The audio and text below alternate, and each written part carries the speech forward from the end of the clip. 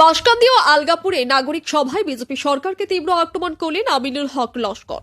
সোনাই বিধানসভার বাঁশকান্দিতে এক নাগরিক সভায় সোনাইয়ের প্রাক্তন বিধায়ক তথা কংগ্রেস দলের টিকিট প্রত্যাশী আমিনুল হক লস্কর অভিযোগ করেন যে বিজেপি ক্ষমতায় আসার পর রন্ধন গ্যাস ও পেট্রোল ডিজেল সহ নিত্য প্রয়োজনীয় জিনিসপত্রের দাম বেড়ে সাধারণ মানুষ চরম সমস্যায় পড়েছে।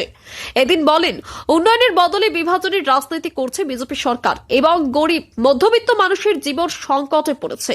এদিন তিনি আশা ব্যক্ত করেন 2026 সালের বিধানসভা নির্বাচনে কংগ্রেস আবার ক্ষমতায় ফিরবে। সভাগুলোতে বর্তমান বিধায়ক করিমউদ্দিন বড়ভূঁইয়াকে ব্যর্থ প্রতারক হিসেবে আখ্যা দেন আমিনুল হক। সভায় কংগ্রেসের নেতা কর্মী ও স্থানীয় নাগরিকরা উপস্থিত ছিলেন। সোনাই সমষ্টিতে এটা নবোদয় প্যাটার্ন রেসিডেন্সিয়াল স্কুল এসেছে। কাছাড় জেলাতে একটা Navodaya pattern residential school sanction হয়েছিল, আর ওই স্কুলটা কোন জায়গাতে হবে ডিসি মহোদয় সব এমএলএদেরকে সভা করেছেন যে আপনারা ডিসিশন নেন ওই স্কুলটা কোন জায়গাতে হবে।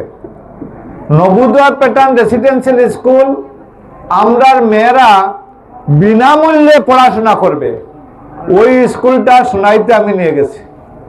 আজকে পরিমল শুক্লবৈদ্য, দিলীপ পাল, নিহা মানে মিহির রঞ্জন সিং কেউ পারছেন না, আমি লই গেছি। আজকে একটা ওমেন রেসিডেন্সিয়াল কলেজ কাছাড়া একটাই ওমেন রেসিডেন্সিয়াল কলেজ স্যাংশন হয়েছে, এটাও আমি সোনাইতে লইয়া গেছি। Science and museum and planetarium একটা স্যাংশন হয়েছে, এটাও আমি সোনাইতে লইয়া গেছি। দুইটা আর্টস কলেজে সায়েন্স টিম ইনক্লুড করা হইবে, ওটাও দুটা আমি লই গেছি সোনাইতে। আপনার মাধবচন্দ্র দাস কলেজ আর কাবুগঞ্জের জনতা কলেজ দুটা আর্টস ছিল, এখন সায়েন্স হয়েছে, আমি নিয়ে গেছি। সোনাই সমষ্টিতে প্রায় 400 কোটি টাকার রাস্তাঘাটের কাজ হয়েছে। সোনাই সমষ্টিতে প্রায় 455টা গ্রামের রাস্তা সিসি ব্লক দিয়ে হয়েছে আমার 5 বছরে। সোনাই সমষ্টিতে আমি বিধায়ক থাকা অবস্থা যে কয়েকটা মুকাম আছে, মজিদ মামুর মুকাম, সরকিসার মুকাম, দরগারকুনার মুকাম, আপনারা শুনলে অবাক হইবা। মজিদ মামুর মুকামও 30 লক্ষ টাকা দিছে, সরকিসার মুকামও 55 লক্ষ টাকা, দরগারকুনার মুকামও 1.5 কোটি টাকা। আমার আগে কোনো এমএলএর ক্ষমতা হয়েছে না অত বড় বড় টাকা দেওয়ার। আমি বিধায়ক হয়েছি হওয়ার পরে আজ পর্যন্ত দেশ স্বাধীনতা হওয়ার পরে কোনো নজির নাই যে খারিজিয়া মাদ্রাসা সরকারি টাকা দেওয়া। আমি বিধায়ক হইয়া খারিজিয়া মাদ্রাসা আপনারা খবর লইয়া দেখবা, লাইভ চলে, মিছা কথা কইলে কালকে ওই এরিয়ার মানুষ স্যান্ডেল লই আমার বাড়িতে আইবা। কচুদরম ফুরকানিয়া মাদ্রাসা 30 লক্ষ টাকা দিছি, 30 লক্ষ টাকা প্রাইভেট মাদ্রাসা। শিলকুড়িত একটা মাদ্রাসা, শিলডুবি মাদ্রাসা 40 লক্ষ টাকা, এক খারিজিয়া মাদ্রাসা 1 লক্ষ টাকা দেওয়ার কোনো ক্ষমতা নাই কোনো বিধায়কের, আমি দিছি। আজকে বানাত মাদ্রাসা হোক কিংবা ছোট ছোট মাদ্রাসা হোক অজস্র টাকা দিছে, বালিকা মাদ্রাসা দিছে অজস্র টাকা দিছে, কোনোটা বাকি দিয়েছেন। যেভাবে মুকামও দিছি ঠিক এইভাবে মন্দিরেও দিছি, যেভাবে আমি আপনার কবরস্থানও দিছি ঠিক এইভাবে শ্মশানও দিছি। আমার সময় আজকে আমি যখন বিধায়ক হই তখন সোনাইতে মাত্র 4টা শ্মশান আসলো। হিন্দু মানুষরা মারা যাওয়ার পরে নালার কিনারো নদীর কিনারো দাহ করতা, আমি 19টা শ্মশান বানাই দিছি, 19টা শ্মশান।